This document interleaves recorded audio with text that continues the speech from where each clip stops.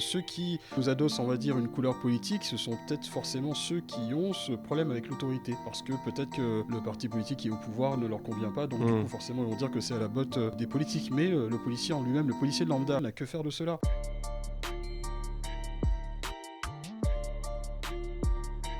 Il est policier et auteur du livre Policier, enfant de la République. Aujourd'hui, Abdoulaye Kanté face aux jeunes. Bonjour. Oui, bonjour. Bonjour, merci d'être là, merci de participer à la mission, ça fait plaisir. Merci pour l'invitation. Avec grand plaisir. Donc voilà, j'ai étudié un peu le livre, j'ai fait mes leçons avant de venir. C'est bien. Vous dénoncez donc notamment dans ce livre que certains ne comprenaient pas forcément pourquoi vous faisiez ce métier. Beaucoup disent que voilà, vous faites un métier de facho, beaucoup vous stigmatisez à cause de votre couleur de peau, mais moi j'ai envie de vous poser la question, c'est quoi pour vous être policier ? Tout d'abord, je pense qu'être policier, c'est un engagement. C'est être au service de la population, protéger. Et c'est vrai que ce qui est un peu l'ADN en fait de toutes ces 152 000 femmes et hommes qui composent la police nationale, qui ont ça en eux en fait. Et je crois qu'à travers ce livre que j'ai écrit, je crois qu'il était nécessaire un petit peu d'avoir de manière, on va dire, simple, nuancée, de pouvoir expliquer ce que c'est que vraiment le métier de policier. Et je crois qu'aujourd'hui, en fait, malheureusement, où certains ont une méconnaissance, on va dire, du métier, de ce qu'ils font, des personnes qui la composent. Et c'est vrai que je pense qu'il était nécessaire aussi, à travers un récit qui est accessible à tous, et pour expliquer ce que c'est que vraiment ce métier. Parce que c'est vrai qu'aujourd'hui, en fait, le métier de policier, il est très stigmatisé en fonction de couleur politique, en fonction d'appartenance. Et donc, du coup, effectivement, voilà, vous en pensez quoi ? Est-ce que policier, ça a une appartenance politique aujourd'hui ? Beaucoup de gens, beaucoup de camps s'en réclament.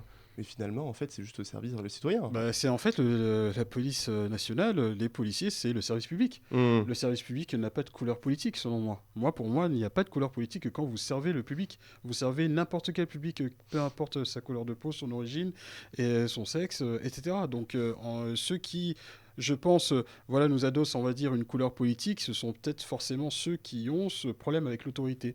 Parce que peut-être que le parti politique qui est au pouvoir ne leur convient pas, donc du coup, forcément, ils vont dire que c'est à la botte des politiques. Mais le policier en lui-même, le policier de lambda, le gardien de la paix lambda, n'a que faire de cela. Après, certains, évidemment, font une forme d'amalgame dans le sens où ils se disent tiens, ben voilà, une majorité de policiers votent pour l'extrême droite, etc. Mais je rappelle encore une fois que le vote est secret, déjà. Il n'y a pas une politique, on va dire, policière qui va dans le sens, on va dire, voilà, de se diriger vers une même population. On peut très bien l'expliquer. Mais après, essayer de faire croire que justement que les policiers voilà, sont, on va dire, encartés politiquement, je trouve effectivement que c'est à la fois malhonnête. Effectivement, quand vous posez votre uniforme, ben, vous avez le droit, entre guillemets, de voter pour qui vous voulez, à partir du moment que c'est secret. Mais après, quand vous mettez votre uniforme, donc vous êtes soumis au code de déontologie qui fait comprendre que vous n'avez pas à exprimer on va dire, vos opinions politiques. D'accord, mais donc du coup, vous comprenez aussi que dans certains, notamment dans les banlieues, notamment au regard de ce qu'on peut réclamer comme des bavures policières, que le métier de policier soit aussi décrié. Qu'est-ce que vous en pensez en fait de tout ça, vous ? En fait, quand on parle de notamment avec violence... la Fernel, assez récemment. En fait, oui, c'est quelque chose qui, je pense, il faut expliquer, on va dire. C'est pour ça que moi, j'ai toujours, on va dire, allé dans le sens où expliquer nos actions pour être mieux compris. Parce que si vous n'expliquez pas, après, on arrive à une forme de malentendu, l'essentialisation, et vraiment toutes ces, on va dire, du bad buzz qui, forcément, est inutile. Et encore une fois, quand les policiers vont dans les quartiers populaires, je vous rappelle encore une fois que ces quartiers populaires ont besoin de la police. Et ce sont ces habitants-là qui habitent dans ces quartiers qui ont besoin de la police. Si on prend l'exemple des émeutes de juin 2023, bah, effectivement, tout ce qui a été pillé, dégradé, etc. Donc je pense que la plupart des jeunes ou bien des personnes qui ont commis ces faits ne connaissaient même pas le prénom de Naël. Voilà, c'est un fait. Donc, et aussi, ce qui a été dégradé, je prends l'exemple, quand vous dégradez un véhicule de police ou un commissariat, c'est une intervention en moins pour, par exemple, une femme qui est victime de violences conjugales, etc. Une crèche que vous incendiez, un bureau de poste ou un abribus que vous cassez, bah, forcément, on sait très bien que ces quartiers ont des difficultés déjà à se déplacer, difficulté à essayer d'aller voir le service public. Et si on dégrade cela, bah, effectivement, oui, c'est problématique. Et la police Les gardiens de la paix sont effectivement là pour justement protéger la population et faire en sorte que les violences ne soient pas là. Non, c'est clair, mais c'est vrai que beaucoup aussi dénoncent voilà, une espèce de... finalement, on fait une bavure et puis il nous arrivera rien derrière. Ça, c'est justement... Est-ce que c'est vraiment vrai ou pas? Comment on contrôle en fait, le travail des policiers? Comme on dit, voilà, c'est face aux jeunes. Ben, je ne sais pas si vous me suivez un petit peu. Je suis très attaché au dialogue police-jeunesse. Donc, Ouais. je sillonne la France, donc en plus de mon travail, donc avec une association où justement on va justement on promeut le dialogue police-jeunesse. C'est quoi? C'est effectivement expliquer qu'est-ce que c'est qu'un policier qui est encore actif, mais encore quand ils font face aussi au mauvais comportement de policiers. Quels sont les réflexes qu'ils ont à avoir quand un policier se comporte mal? Ouais. Donc souvent, évidemment, ils ne savent pas. Bien sûr. Et à nous d'expliquer en matière de transparence. Et il y a des outils, des garde-fous qui sont là. Quand je parle de l'inspection générale de la police nationale, qui est l'IGPN, j'invite tous vos téléspectateurs ou vos followers à aller sur le site de l'inspection générale de la police nationale, qui, depuis les Gilets jaunes, a produit des rapports, des rapports annuels d'activité, qui permet de voir effectivement quelle est son activité, notamment en matière de déontologie, de prise de sanctions, etc., envers des policiers qui ont fauté. Mais aussi la caméra piéton. La caméra piéton qui permet aussi de protéger à la fois les policiers, mais aussi la personne qui est contrôlée. Parce qu'effectivement, si un contrôle se passe mal, vous savez, à l'époque, on avait du mal à essayer de pouvoir établir s'il y avait un problème sur un contrôle, qui était responsable de quoi. C'était la parole de l'un contre l'autre. Mais aujourd'hui, à l'heure à laquelle où effectivement tout est filmé, ben nous aussi on filme, parce que comme ça au moins ça permet d'avoir des preuves de s'il se passe quelque chose, ben voilà, d'avoir au moins une preuve matérielle par rapport à cela. Et encore, aussi, vous avez des plateformes comme Stop Discret. Je reviens par rapport à l'IGPN, c'est que maintenant, de votre téléphone portable, vous avez la possibilité de saisir l'IGPN, l'inspection générale de la police. C'est un portail, ça s'appelle le portail IGPN. Vous pouvez, de votre téléphone, si vous étiez victime d'un mauvais comportement d'un policier, aller sur cette plateforme-là. C'est ça. Et je pense aussi qu'il est nécessaire aussi d'expliquer cela aux jeunes, parce que certains, ils sont tous sur on va dire, les réseaux sociaux, sur leur smartphone, mais ils n'ont pas connaissance des outils qui peuvent permettre aussi de les protéger. Mais encore, vous avez aussi en face aussi des jeunes qui n'ont que faire de cela, qui ne respectent pas l'autorité en lui-même. Et ça, je pense qu'il faut le dire, parce que nous avons voilà, des milliers de policiers qui sont blessés chaque année du fait justement de la violence aussi commise par certains jeunes ou certaines personnes qui ne respectent pas l'autorité. Justement, on reviendra sur la question de la montée de la violence, notamment chez les jeunes. Mais c'est vrai que l'IGPN, on en a beaucoup parlé, notamment dans le film Bac Nord. Est-ce que c'est un film qui a bien retranscrit, entre guillemets, le métier de policier ou pas? Ça a retranscrit, parce que certains, évidemment, ont dit que oui, que c'était une espèce de fresque à la gloire de l'extrême droite, et comme d'habitude, toujours les mêmes raccourcis, mais en fait, j'ai une pensée pour mes collègues qui travaillent dans les quartiers nord, toutes les brigades anticriminalité qui, au quotidien, font un travail remarquable. Je suis pas là, évidemment, pour, on va dire que tout va bien, que tout est parfait, mais je tiens quand même à dire aussi que ces services-là, ces personnes qui bossent en civil, qu'on ne voit pas forcément, mais font un travail, sont des primo-intervenants sur certaines actions, font un travail qui est vraiment pour moi exceptionnel. Et effectivement, ils font face aussi à la difficulté du quotidien, quand ils doivent lutter contre la criminalité du quotidien, le trafic de stupes, et même aussi les agressions en tout genre. Donc oui, je pense que le film Bac Nord le montrait très bien, mais aussi, oui, la fragilité humaine aussi de certains policiers qui peuvent faire face aussi à certaines choses qui sont, on va dire, non déontologiques, on va dire, et c'est ça aussi qui est aussi une forme de réalité. Aujourd'hui, effectivement, on parle beaucoup de narcotrafic. Ouais.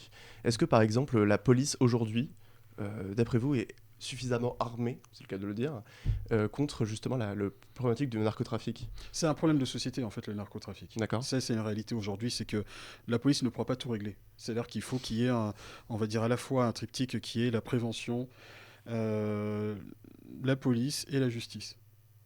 Donc, du coup, aujourd'hui, je pense que pour lutter contre cela, et aussi la santé. Donc, une vraie volonté de lutter contre ce qui est le phénomène de l'usage de stupéfiants. Ne me posez pas la question de savoir par rapport à la pénalisation, dépénalisation, etc., parce que je pense que c'est quelque chose de très complexe. Moi, personnellement, j'y suis contre.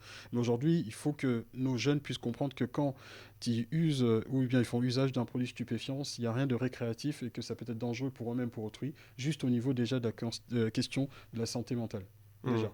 Et je pense que est-ce que les policiers sont armés?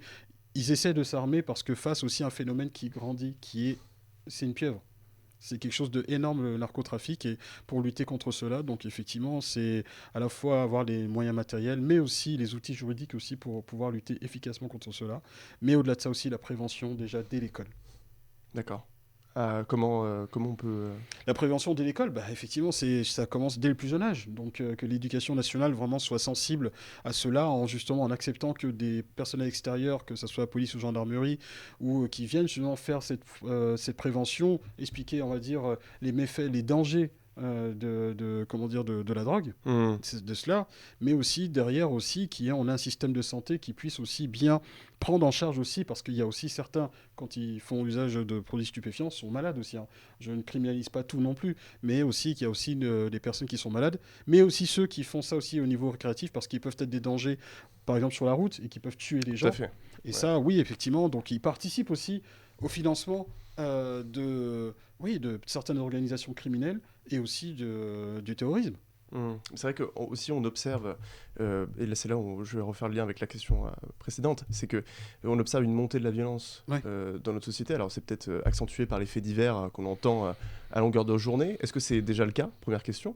Je pense que c'est multifactoriel en fait, le phénomène de violence que l'on vit actuellement dans notre société, parce que vous avez les inégalités, vous avez aussi les personnes qui il y a eu aussi l'après-Covid, donc qui a vraiment eu une multiplication, on va dire, des violences, que ce soit extérieure et tout, et on voit que une banalisation de la violence aussi dans notre société, notamment de certains jeunes, quand on voit que pratiquement tous les jours, certains jeunes se mettent des coups de couteau, et ou bien il y en a qui perdent la vie. Donc, et pourquoi justement cette montée de la violence chez la jeunesse? Je pense qu'il y a ce problème au niveau, encore une fois, problème de prévention, en fait, de pouvoir d'encadrement de certains jeunes qui sont, on va dire, déjà issus d'un milieu qui est déjà assujetti à la violence, qui sont laissés pour eux-mêmes, et qui a un manque de cadre aussi, un manque d'encadrement. Et c'est vrai que souvent, je dis souvent, mais bon, quand il y a eu les émeutes, ou même pour autre chose, je dis souvent, mais oui, il y a peut-être des mamans qui sont solo, qui peut-être ont du mal à pouvoir gérer à la fois les deux bouts, que ce soit le travail aussi, ou bien des enfants qu'ils ont à domicile, mais aussi où sont les pères. Où sont les pères? La responsabilité des parents. Parce que je sais qu'il y a eu un moment donné, tout le monde a entre guillemets, gueulé pour dire oui, non, mais c'est pas normal qu'on puisse dire aux parents de pouvoir gérer. Oui, il y a les parents qui peuvent pas. Oui, je suis désolé, mais bon, il y a une responsabilisation à avoir. Parce que c'est déjà le haut du spectre. La responsabilisation, ensuite après la prévention, donc éducation, ensuite après la police et la justice viennent en bout de chaîne. Ce qui se passe, en fait, on ramasse en fait les défaillances d'en haut. Oui, bien sûr. Mais est-ce que c'est plus le cas aujourd'hui qu'à l'époque? Parce que par exemple, on le voit de plus en plus parce qu'avec le vecteur des réseaux sociaux, donc bien évidemment c'est plus visible. Ça accentue. Okay. Donc c'est une réalité. Après dire est-ce que c'est un ressenti, une sensation, je pense qu'il y a une réalité où maintenant la violence gratuite ou la banalisation, on le voit et les gens ne s'en rendaient pas forcément compte parce qu'on la voyait moins. On la voyait moins, mais c'est pas pour autant qu'elle n'existait pas. Ouais, et moi quand on me dit oui mais bon ça a toujours existé, c'est une forme de fatalisme. Ok, ça a toujours existé et qu'est-ce qu'on fait? Parce que c'est ça, en fait, on est dans le constat, mais aujourd'hui, qu'est-ce qu'on fait? Donc oui, effectivement, il faut qu'il y ait de la prévention, et ça, c'est quelque chose d'urgent. Et ensuite, après, quand on doit avoir le côté répressif, oui, effectivement, il faut que la police soit là aussi pour justement stopper ces violences, et que la justice, derrière, donne sens aussi à la sanction. Parce que, vous savez, si les violences aussi se multiplient, c'est que peut-être aussi, c'est que la sanction n'a pas été à la hauteur pour que la personne ne puisse pas recommencer. Ouais. Voilà, et en fait, on en est là. Donc, oui, il faut que tous les maillons de la chaîne puissent vraiment être cohérentes dans leur façon de faire et dans leurs décisions. On parlait beaucoup de prévention, notamment des jeunes, mais justement sur ces cas typiques, c'est-à-dire de violence, est-ce que aussi les policiers en face ont assez les moyens pour pouvoir, sur le côté peut-être plus régalien, ont les moyens nécessaires pour pouvoir y faire face? En fait, les policiers sont un peu les urgentistes de la société et aussi un peu aussi le couteau suisse aussi. Donc des fois, on a des attributions qui ne font pas partie de nos compétences. Donc c'est vrai que si on doit venir peut-être reparler de la police de proximité, moi je suis un enfant de la police de proximité parce que je l'ai connu. Qui a été supprimé d'ailleurs. Qui a été supprimé, c'est ça, et tout qui a été supprimé. Et c'est vrai que c'était quelque chose d'ambitieux qui permettait de connaître, on va dire, parfaitement le quartier. Au-delà aussi de la proximité avec les habitants du quartier ou même certains jeunes qu'on connaissait ou les commerçants, etc., c'était aussi une manne d'informations pour les services spécialisés. Parce qu'au moins, vous avez des policiers qui étaient sur le terrain et qui connaissaient vraiment le secteur. Certains me disent, oui, mais bon, il faut remettre la police de proximité. J'ai envie de dire qu'aujourd'hui, c'est très difficile dans le sens où un policier, s'il rentre dans un quartier, ben, vous savez que maintenant vous avez des jeunes qui font le chouf, certains nous attendent avec des mortiers ou des guet-apens, Ouais. ils nous font des guet-apens. Donc c'est vrai que ça rend nos missions très difficiles. On prend l'exemple aussi que même certains pompiers ne peuvent même plus accéder sans la protection de la police, parce que sinon ils peuvent peut-être aussi être visés par des tirs de Kalachnikov. C'est dingue, comment ça se fait ça? Parce que c'est juste aujourd'hui un changement, un basculement en fait de notre société, notamment qui a banalisé la violence. Et ce que je vous ai dit, c'est qu'il y a plein de défaillances, que ce soit au niveau de l'éducation, jusque aussi à la justice, mais sans moyens. C'est un peu à l'état de, on va dire, l'image de notre service public. C'est qu'aujourd'hui, notre service public, il est malade parce qu'effectivement, il n'est pas doté de moyens qui fait qu'on puisse pouvoir répondre de manière efficace aux sollicitations du public. Pourtant, les dernières années, le budget de la justice a augmenté. Donc on pourrait se dire peut-être qu'il y a une phase d'amélioration On qui est peut à prévoir. disons qu'en fait, si le budget de la justice, après ça c'est côté justice, mais s'il a augmenté, mais est-ce qu'il a bien été réparti? C'est toujours ça, Oui, parce bien qu'on est sûr. toujours en manque de magistrats. On n'a pas assez de magistrats en France. Après, il faut Il n'y les a pas former. assez de C'est le greffiers. temps de... Il y a le temps de les former, il n'y a pas assez de greffiers aussi. Et c'est pour Mm. ça que pour rendre la justice, des fois, ça prend des délais qui sont quand même vraiment très très très longs. Et encore une fois, c'est qu'il y a vraiment, je pense qu'il faut qu'il y ait une volonté politique pour pouvoir, réelle, une volonté réelle pour pouvoir répondre efficacement aux demandes de la population. Parce que ce que demande la population, c'est évidemment de pouvoir vivre en sécurité. C'est tout ce qu'ils demandent, je pense, et aussi au-delà des salaires, de la santé, etc. Mais voilà, je pense que quand on peut jouir de notre liberté en sécurité, c'est quand même vraiment quelque chose d'important. Et ça, c'est pas une question d'extrême droite ou d'extrême gauche, ou une question politique en fait. Normalement, la sécurité, c'est quelque chose de transpartisan en fait. C'est transpartisan. Il faut être dès qu'on parle de sécurité, je suis désolé, il faut que ça soit quelque chose où tout le monde doit se sentir concerné. Bien sûr. Bien sûr. Vous dites également dans le livre que vous avez été du coup sur le terrain le 13 novembre 2015, Ouais. lors des attentats. Quel souvenir avez-vous à ce sujet? Quelque chose qui marque toute une vie, toute une carrière de policier. Je voulais aussi rendre hommage aussi à tous mes collègues qui ont participé à ce soir-là, sont intervenus ce soir-là, qui était quelque chose de très dur. On ressort jamais indemne de cette soirée. Et moi, voilà, quand vous arrivez sur place, j'étais au Stade de France, et que vous voyez évidemment voilà, des cadavres de djihadistes et tout, des bouts de chair et tout qui sont éparpillés un peu partout, et la seule chose qui vous guide, c'est de trouver déjà qui a fait ça, qui sont les commanditaires, et ouais, vous êtes marqué à vie. Et je pense que voilà, vous faites une espèce de blackout, on va dire, pro, en vous disant que non, je suis mandaté pour faire ça. Avec mes collègues, il faut qu'on retrouve. J'ai une pensée aussi pour mes collègues qui sont intervenus au Bataclan. J'ai une pensée aussi pour mes collègues aussi qui sont tombés. Et aussi, quelques jours plus tard, on était aussi à l'assaut de Saint-Denis avec les collègues du RAID, où on a trouvé évidemment les djihadistes qui ont commandité ces attentats-là. Oui, effectivement, c'était quelque chose. Il y a même un film qui est sorti là-dessus. Tout à fait. Novembre, donc ça parle de notre histoire aussi. Tout à Donc, fait. du coup, c'est quelque chose qui nous marque à vie, et qui donne sens aussi à pourquoi aussi on fait ce métier, en fait. Et je crois que quand vous êtes face à ce genre de situation, que ce soit pour les attentats ou même aussi pour des choses du quotidien, je pense qu'être policier, on est des éponges aussi de la société. Voilà, la société qui ne veut pas voir certaines choses, des choses plus horribles qu'un policier voit au quotidien, je pense pas que le citoyen lambda pourrait le voir.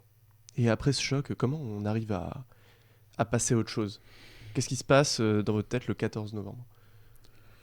Qu'est-ce qui se passe? En fait, ça a continué, en fait, parce qu'on était à la recherche encore des individus. Et qu'est-ce qui se passe? C'est que si vous avez la capacité, on va dire, le bagage ou même voilà, la chose pour pouvoir tenir, c'est ce qu'il faut tenir. Il faut tenir malgré tout. Et je peux vous dire que oui, il y a des collègues qui n'ont pas tenu, malheureusement. Il y a des collègues qui ont craqué. Il y a des collègues qui n'ont pas pu aller au bout de leur mission, parce qu'effectivement, c'est un choc quand même. Hein. Quand vous savez que voilà, il y a eu plus de 130 morts et tout, au moment où des personnes vivaient leur vie. Voilà, certains assistaient à, je prends l'exemple au Bataclan, à une fête, où certains buvaient un coup au niveau des terrasses, etc. Donc du coup, j'ai même perdu un collègue aussi qui était avec sa femme, qui fêtait son anniversaire et tout, qui est mort ce soir-là. Donc Ouais, il faut tenir, et je pense que le suivi psy, en fait, malheureusement, fait défaut au sein de la police. Vous n'avez pas de service On a un suivi service, psy, on a un service de psychologique, donc de la préfecture de police de Paris, qui fait de son mieux, mais je pense aussi que, je l'ai dit dans le livre aussi, qui évidemment devrait faire peut-être plus, parce que je pense que quand un policier fait face à des situations dramatiques, ouais, il faut savoir peut-être essayer de vraiment de lui tenir la main et vraiment de faire une forme de retour d'expérience. Il y en a qui le font, pas tous, mais je pense que ouais, c'est nécessaire. Je rappelle encore une fois qu'on est une des administrations où le taux de suicide est très élevé. On est à 50 suicides malheureusement par an, mais ça a baissé. Donc on sent qu'il y a de plus en plus de jeunes policiers déjà qui sont... il y a la prévention qui est faite en ce sens, mais voilà, il faut aller encore plus loin. Et pour vous, servir dans la police, c'était une vocation ? C'était plutôt une continuité parce que, pour faire un petit peu mon histoire, moi je suis rentré, j'ai porté l'uniforme déjà, j'avais 17 ans, donc j'étais dans la marine nationale. Et après, à l'issue de ça, j'ai fait mes 3 ans d'armée, 2 ans et demi. Ensuite, après, je suis rentré dans la police. Vraiment une continuité parce que voilà, j'ai servi sous les drapeaux. Et ensuite, après, donc voilà, c'était pour moi une continuité de pouvoir. Quelque chose qui se rapprochait parce que quand je quittais la marine, donc voilà, je me suis dit, je vais faire une année sabbatique. Et il y a un oncle à moi qui m'a dit non, non, passe le concours et voilà, il faut y aller. Et donc voilà, donc j'y suis allé. Et je pense que j'ai appris à aimer ce métier au fur et à mesure en fait. Donc vocation parce que du côté familial, etc. Mais moi en fait, oui, j'ai appris à aimer ce métier. Et je pense que aujourd'hui, pourquoi je me bats pour à la fois ce métier et aussi pour ses valeurs, parce que simplement c'est quelque chose où je me dis que c'est quelque chose d'utile. Et c'est ce qui fait notre force en fait. Ouais. Et qu'est-ce que vous diriez justement à un jeune qui peut-être a grandi, peut-être comme vous, en banlieue parisienne, qui justement à qui on dit fais pas ce métier parce que c'est un métier de facho, etc. Qu'est-ce que vous aimeriez lui dire Sachez que tous les jours, si vous me suivez tous les jours en fait, je reçois des messages en fait. Je reçois des messages parce que de beaucoup de jeunes qui n'osent pas, mais le fait de pouvoir de manière humble être un facteur d'identification pour certains, certains me disent que oui, mais en fait j'osais pas, mais grâce à vous en fait voilà, je vais passer le cap. Donc je pense que souvent, quand on voit certaines images ou certaines actions, c'est peut-être biaisé de la réalité de ce que vit vraiment un policier et à quoi sert un policier. Et que quand des jeunes voilà, voient ça, forcément, ils disent non, non, c'est pas possible, ils sont comme ci, ils sont comme ça. Mais quand vous avez des personnes qui leur ressemblent, qui leur disent que c'est possible et qui le disent de manière publique et qui s'affichent, et qui des fois n'a pas le prénom, le nom qui pourrait correspondre à, voilà, on va dire au code, etc. Donc ils disent ouais, mais si lui il y est, mais pourquoi pas moi. Donc c'est vrai que j'invite aussi les jeunes que ce soit même policier ou même un autre métier, se dire qu'il ne faut pas qu'ils pensent que ce n'est pas fait pour eux, qu'ils ne peuvent pas y arriver. S'ils ont la capacité ou l'envie, il faut y aller en fait. Il faut y aller. C'est une expression qu'on m'a dit il n'y a pas longtemps. Déjà, part du principe qu'on te dira non, mais bats-toi pour aller chercher le oui. Ouais. Je pense que ça veut tout dire. Merci beaucoup, Abdoulaye Kanté. Merci pour l'invitation.